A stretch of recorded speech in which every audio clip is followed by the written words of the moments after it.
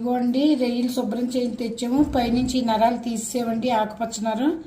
ఇప్పుడు ఇదిగోండి కొద్దిగా కారం కొంచెం అండి, లైట్ అండి. అసలు ఉందా లేదా అన్న పేరుకి వేసుకోవాలండి. వేయకపోయినా పర్వాలేదండి, కానీ మనం ఒక మసాలాకి అలవాటు పడిపోయిన మొక్కలు కదండి.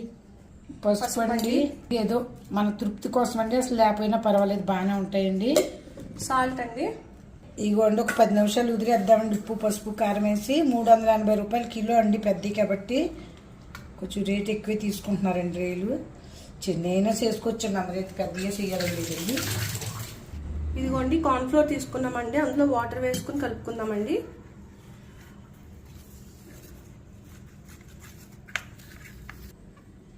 ఇదిగోండి ఇందులో ముంచిన తర్వాత దాన్ని ఈ సేమియాలో కొద్దిగా అద్దుకుందామండి.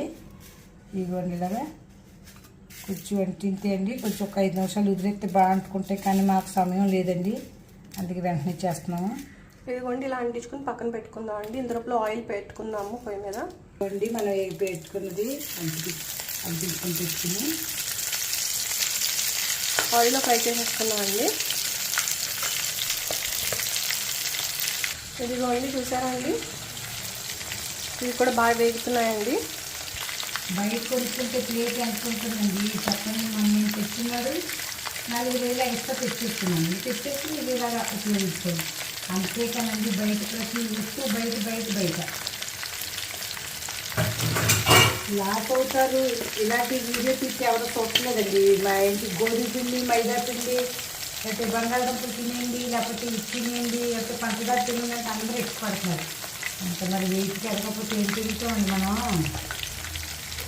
ఇదిగోండి ఫైనల్గా మన ఫ్రాన్స్ 65 పల్లెటూరులో మన అమ్మాళ్ళు చేసి, ఇదిగోండి పలసటి పెసరపప్పు తయారైపోయింది.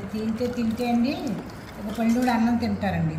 ఆకలిలో ఉన్న వాళ్ళు ఎవరైనా పనిచేసే వాళ్ళైతే, అన్ని జబ్బులు ఉన్నట్లయితే నేను చెప్పలేండి. ఇదిగోండి ఇటు సలాత్ అండి, ఈ 65 అండి, ఇదిగోండి